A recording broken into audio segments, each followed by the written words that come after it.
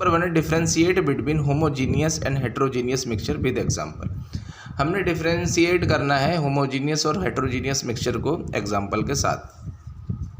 Question number 2 है how are solve solution and suspension different from each other. जो solve है, solution है और जो सस्पेंशन है वो एक दूसरे से कैसे डिफरेंट होते हैं ये हमें बताना है। क्वेश्चन नंबर 3 है to make a saturated solution 36 gram of sodium chloride is dissolve in 100 gram of water at 293 kelvin, find its concentration at this temperature. बोला है कि हमें सोडियम क्लोराइड का मास दे रखा 36 ग्राम और हमें जिसमें सोडियम क्लोराइड डिजॉल्व हो रहा है वाटर में उसका हमें मास दे रखा है 100 किलोग्राम। फिर 293 केल्विन पे हमसे कंसनट्रेशन पूछी है NaCl और वाटर की, तो दोनों का मास दे रखा है तो मास बाई मास कंसनट्रेशन पूछी है। करते हैं, पहले क्वेश्चन डिस्कस करते हैं differentiate between homogeneous and heterogeneous mixture with example. ये होमोजीनियस मिक्सचर है और ये दूसरा हमारा हेट्रोजीनियस मिक्सचर है। होमोजीनियस का फर्स्ट पॉइंट है इट हैज़ यूनिफॉर्म कंपोजिशन, जो कंपोजिशन होता है इसका यूनिफॉर्म होता है यानी सेम होता है। दूसरा कंपोजिशन मतलब जो भी कंपोनेंट बनाएंगे हम, जब उस जो भी कंपोनेंट डालेंगे किसी मिक्सचर के अंदर और जब उसको डिसॉल्व करेंगे तो जो मिक्सचर हमारा बनेगा उसके कंपोजिशन सेम रहेगा यानी यूनिफॉर्म रहेगा। Heterogeneous mixture it has non uniform composition. Heterogeneous के अंदर जो कंपोजिशन होता है वो नॉन यूनिफॉर्म होता है, यानी जो भी कंपोनेंट हम हेट्रोजीनियस मिक्सचर के अंदर डालते हैं तो मिक्सचर बनने के बाद दोनों का कंपोजिशन यानी दोनों कंपोनेंट क्या रहेंगे, डिफरेंट रहेंगे। सेकेंड पॉइंट है components of a homogeneous mixture can not be scene necked eyes. जो कंपोनेंट होते हैं होमोजीनियस मिक्सचर के उनको हम नेक्ड आइज से नहीं देख सकते। सेकेंड पार्ट है हमारा हेट्रोजीनियस मिक्सचर का, the components of heterogeneous mixture can be seen through necked eyes. और जो कंपोनेंट है हेट्रोजीनियस मिक्सचर के उनको हम नेक्ड आइज से देख सकते हैं। थर्ड पॉइंट है in this mixture the particle size is very small. और जो पार्टिकल्स का साइज रहता है होमोजीनियस मिक्सचर के अंदर वो बहुत छोटा रहता है। थर्ड पॉइंट हेट्रोजीनियस मिक्सचर के अंदर इन this mixture the particle size is large. जो पार्टिकल का जो साइज रहता है वो लार्ज रहता है किसके कंपैरिजन में, होमोजीनियस मिक्सचर के कंपैरिजन में। एग्जाम्पल है हमारा सॉल्ट प्लस वाटर सॉल्यूशन और दूसरा sugar plus water solution. Heterogeneous का एग्जाम्पल है sand plus water solution, milk, chalk powder etcetera. बहुत सारे एग्जाम्पल हम लिख सकते हैं।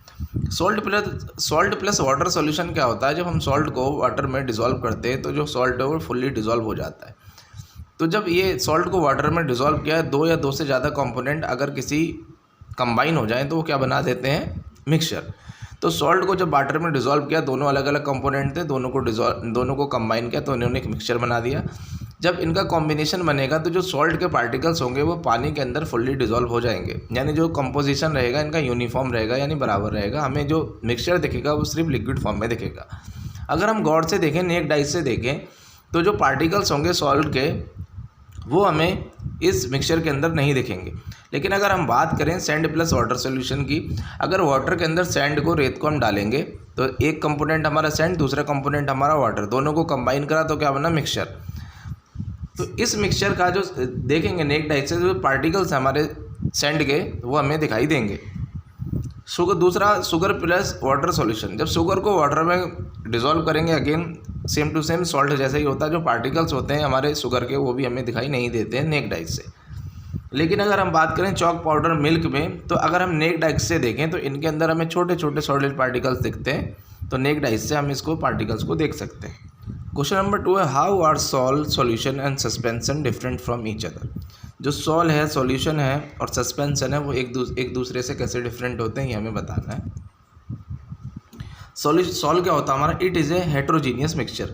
इन this mixture the solid particles are so small they can not be seen with naked eyes. जो solve होता है वो हमारा एक हेट्रोजीनियस मिक्सचर होता है। इस मिक्सचर के अंदर जो सॉलिड पार्टिकल्स होते हैं वो इतने छोटे होते हैं कि हम उनको नेक्ड आइज से देख नहीं सकते।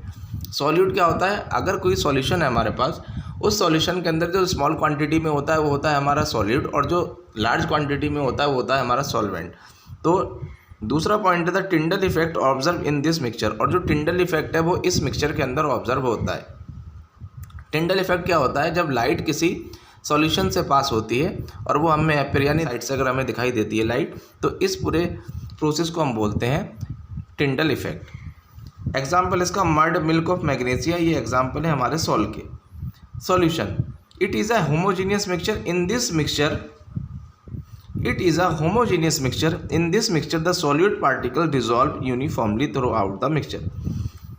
सॉल्यूशन हमारा एक होमोजीनियस मिक्सचर है, जो सॉलिड पार्टिकल्स होते हैं वो सारे के सारे डिजॉल्व हो जाते हैं किसके अंदर, इस मिक्सचर के अंदर।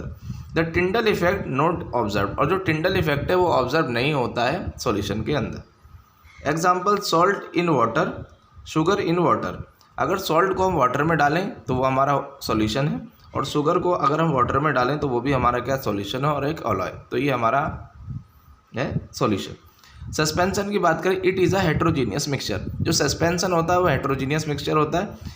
इन this mixture the solute particles are visible to naked eyes, और जो सॉल्यूट पार्टिकल्स रहते हैं इस मिक्सचर के अंदर उनको हम नेक्ड आइज से देख सकते हैं। Tyndall effect is observed in this mixture, जो टिंडल इफेक्ट है वो ऑब्जर्व होता है इस मिक्सचर के अंदर। एग्जाम्पल इसका चॉक पाउडर एंड वाटर। अगर वाटर के अंदर अगर चॉक पाउडर को डाल दें तो ये इसका एग्जाम्पल है हमारा सस्पेंशन का। क्वेश्चन नंबर 3 है, to make a saturated solution 36 gram of sodium chloride is dissolve in 100 gram of water at 293 kelvin, find its concentration at this temperature. To make a saturated solution, एक saturated solution है 36 gram of sodium chloride. Sodium chloride होता है हमारा नमक। तो 36 gram of sodium chloride को हमने 100 gram of water के अंदर डाला, जो टेम्परेचर था 293 केल्विन। तो इसमें बताना है कंसनट्रेशन क्या होगी इस टेम्परेचर पर। तो कंसनट्रेशन 3 टाइप की होती है, पहली होती है मास बाई मास, दूसरी मास बाई वॉल्यूम, और तीसरी वॉल्यूम बाई वॉल्यूम।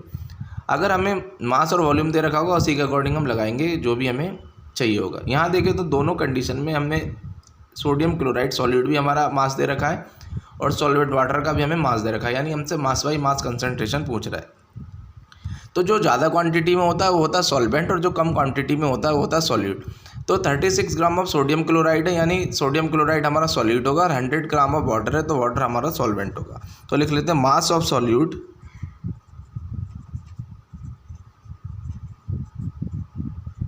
सॉलिड क्या हमारा सोडियम क्लोराइड इक्वल टू 36 ग्राम। दूसरा मास of solvent,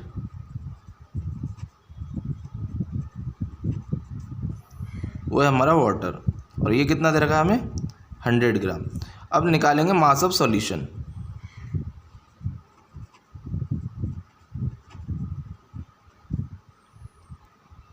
equal to mass of solute plus mass of solvent. Mass of solute कितना दे रखा हमें 36 gram, plus mass of solvent कितना दे रखा है 100 ग्राम। दोनों को ऐड करेंगे तो 136 ग्राम। अब कंसंट्रेशन निकाल लेते हैं इसकी, concentration of mass by mass.